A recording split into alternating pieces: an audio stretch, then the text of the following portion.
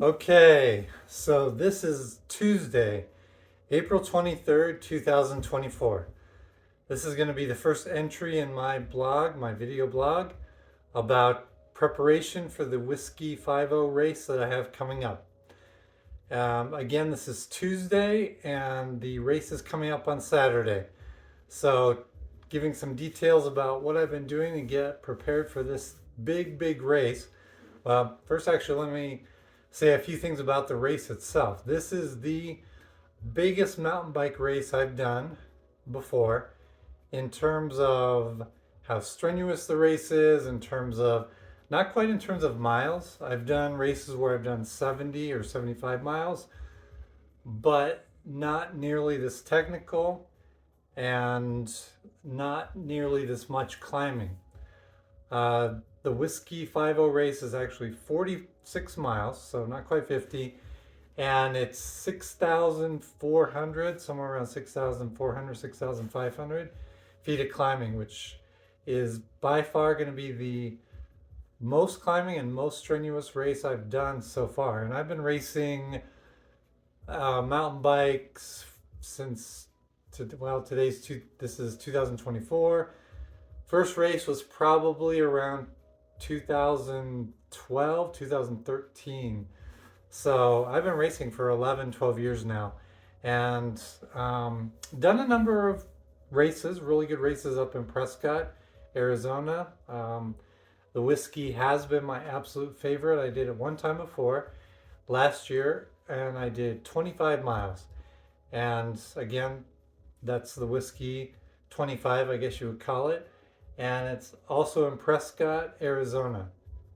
But this was my favorite race just because of the how much fun it was. The climbing, the technical, the trails were fantastic. The people were amazing.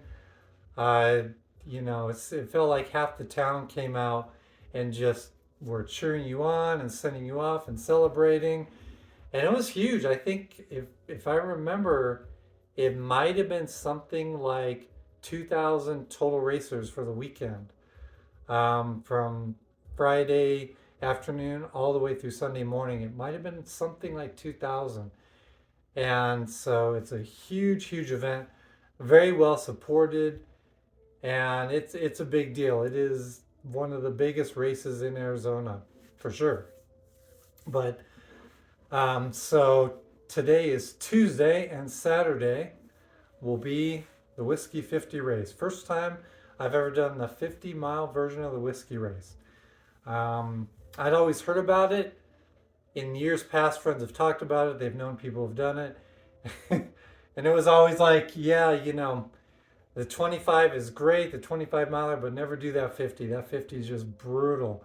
It is just extreme, it is intense, and it's just absolutely brutal. So, well, I guess it was time for me to take on the seemingly impossible. So today is my first day of packing up, packing up the food. I mean, not food. Food will be tomorrow. Packing up the clothing, the bike clothes, what I'm going to need. I'm staying over the weekend, staying at a hotel, coming in on Friday and staying through Sunday morning. So packing up for 3 days of clothing and all the riding gear that I need. I've been watching the weather. It changes a little bit. The forecast changes day by day, but we're just a few days out.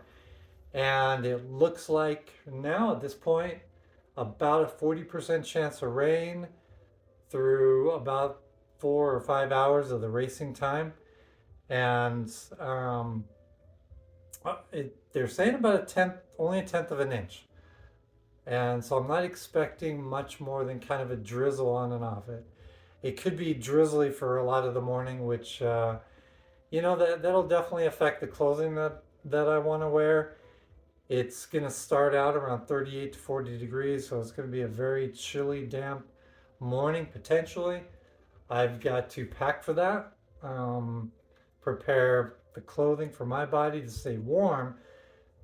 There's a lot of climbing which will generate heat, but it's going to be kind of windy and damp and cold, and I need to prepare for that.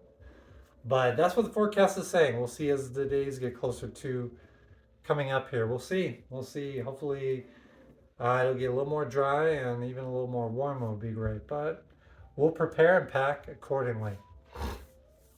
So, saying just a few things before I finish this entry here, entry number one, about the preparation. I knew I signed up for this. I think it was probably last September, October, somewhere around there, maybe November. Decided I was going to do the 50, signed up for it. I said, okay, I've got all winter to prepare, to train really hard, to work on that climbing and get myself ready. And that's exactly what I've been doing. This is Phoenix, so um, December, January, February is some of our nicest months out of the whole year. Temperature wise, there's been some rain, but not too much rain. Temperatures have been great, so I've been able to go out and do a lot of training. I have a group of friends that I go ride with, my 4B group, or kind of a combination of mountain biking and Bible study, and those are two of the B's. Brotherhood is another one of the B, and I think beer or something like that is the fourth B. But we are a very dedicated group. We're dedicated to racing and very strength.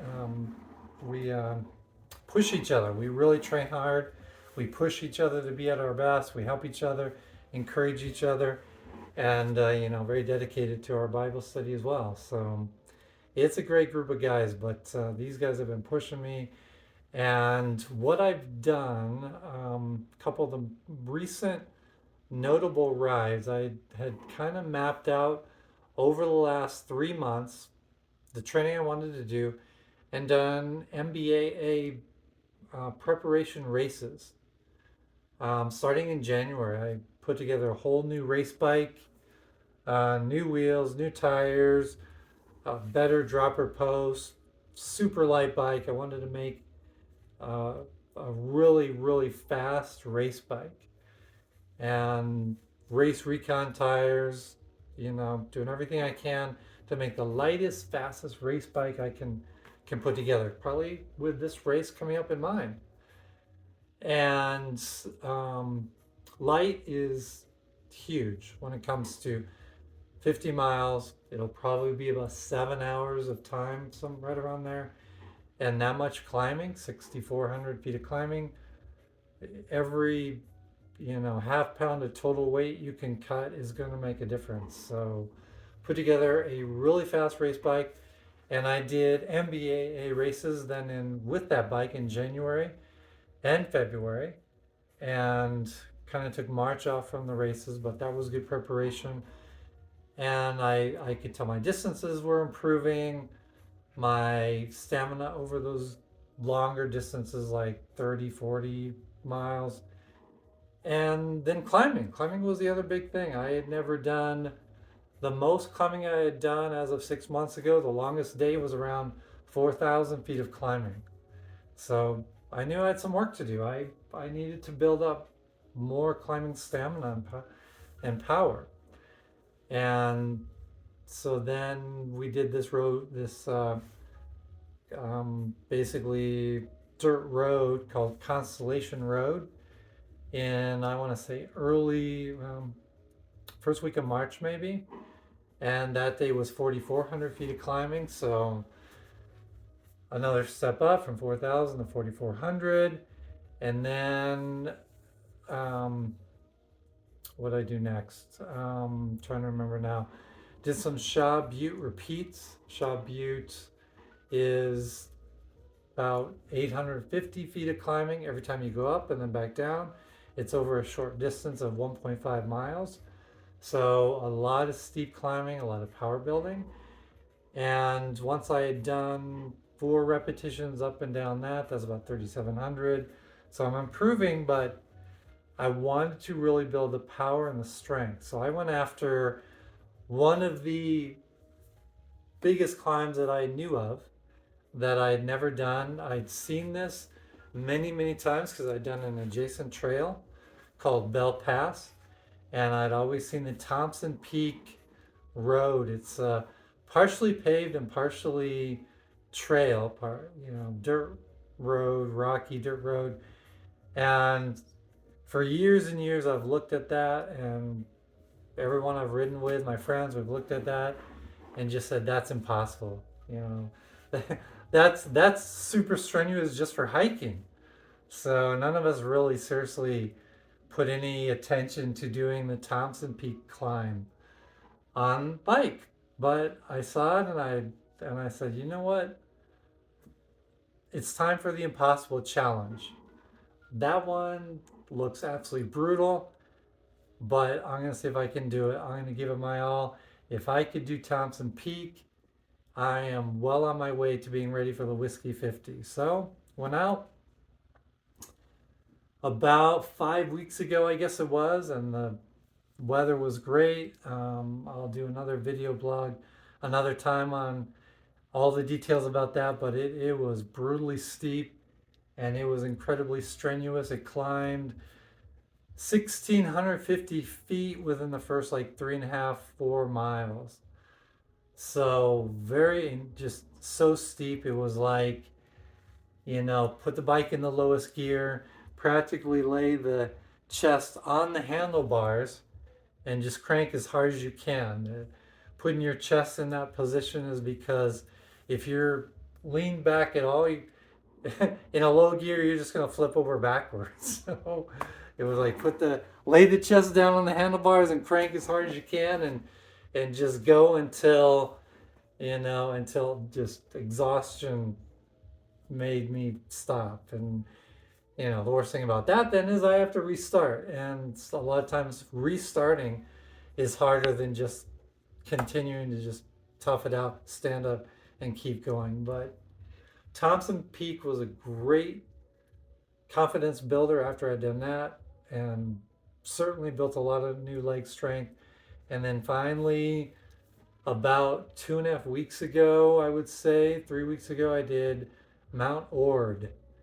And this was 2,800 feet from where you park the car, 2,800 feet up to the peak at the towers, and that's over about 4.5 miles distance, I think, somewhere around 4.5 miles. So that was a big sustained, a long sustained climb.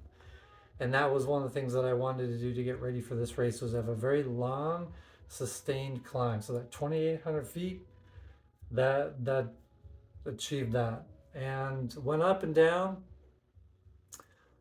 And I wanted to get more climbing then, because I was still, around 2,900 by the time I got back to the car. So I went partially up and again, and then back down. Did that a couple times. So I ended up with my first day ever 5,000 feet of climbing. And once I had that, I knew I was kind of in range. So 1 week ago, as of today, I went up to Prescott again and did my last big training day. I did about 41 miles, and it was 5,300 feet of climbing for the day. So this was, 41 miles. The race is going to be 46. This is 5,300 feet of climbing, and the race itself will be around 6,300. So kind of pretty close to within range. And so I would say I'm there. I'm feeling pretty confident fitness-wise. There have been some challenges mechanically with the race bike, and I'll detail that in the next video I put together. Obviously, your body's got to be ready fitness-wise. The fueling, the hydration, the electrolytes, all that's got to be dialed in and fine-tuned on race day. But if you have a mechanical issue, if it's bad enough, that can take you out for the day. You're done for the day. Your race is over. Tires can be especially problematic, but your drivetrain, your chain, I've seen all kinds of things happen at races. People destroying and blowing out wheels and tires, of course, breaking a chain, not having the stuff to repair the chain on the trail. Even cracked frames sometimes. anything can happen with a bike as well and can end your day. So there were a couple issues I had over the last week and a half that have been just a little concerning mechanically with the bike, but I think I have those worked out now, and I will detail that in the next entry I do, probably tomorrow. Tomorrow's going to be about going to the grocery store and buying the right kind of food. So, okay, everyone, thanks for watching.